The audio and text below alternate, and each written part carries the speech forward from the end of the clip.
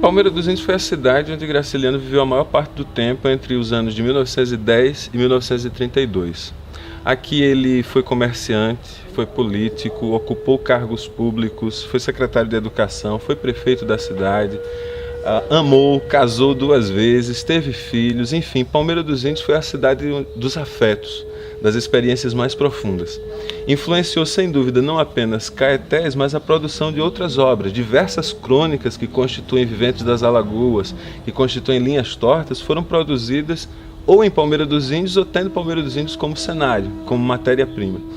Então, sem dúvida, Palmeira dos Índios foi o lugar que mais Graciliano conheceu e, apesar de não ter paisagens, digamos, tão áridas como em sua obra mais famosa, Vidas Secas, sem dúvida, muito da realidade que ele conheceu foi nessa cidade e foi a partir dela que ele desenvolveu seus afetos e suas disposições que mais tarde se revelariam no grande escritor, né?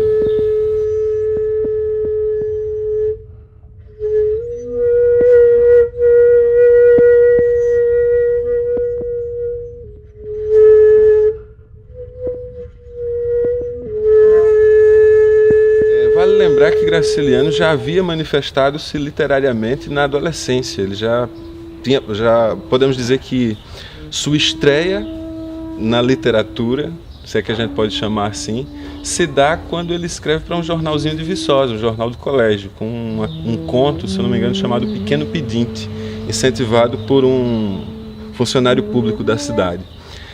Então ele desenvolve esse interesse, é um leitor voraz, é um leitor assíduo de diversas publicações, não só da literatura,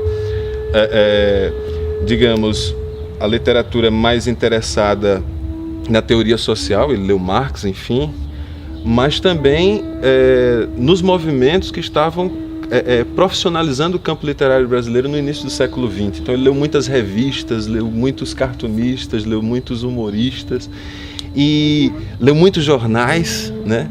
E isso vai influenciar sua decisão de partir de Palmeira dos Índios para o Rio de Janeiro, onde ele vai, por 1 ano, escrever para diversos jornais cariocas, de lá vai escrever para jornais alagoanos. Então essa experiência jornalística foi fundamental na juventude de Graciliano e mais tarde isso vai ser aproveitado para tirá-lo, de certa forma, de um ostracismo, de uma tristeza. Ele estava viúvo, estava em depressão, estava dedicado a cuidar dos filhos e cuidar do comércio do pai. E o padre da cidade o convoca para compor um jornal, o jornal O Índio, né? Ele vai passar pouco mais de 1 ano, mas praticamente ele vai ser tudo no jornal. Vai escrever artigos, vai ser revisor, vai ser editor, enfim. Eu só não sei se ele foi impressor, mas o resto no jornal ele vai fazer. Então essa experiência na juventude dele foi uma constante crescente, vai chegar a um auge em meados da década de 10, depois ele vai cair num ostracismo e vai retornar na década de 20 escrevendo para o jornal local.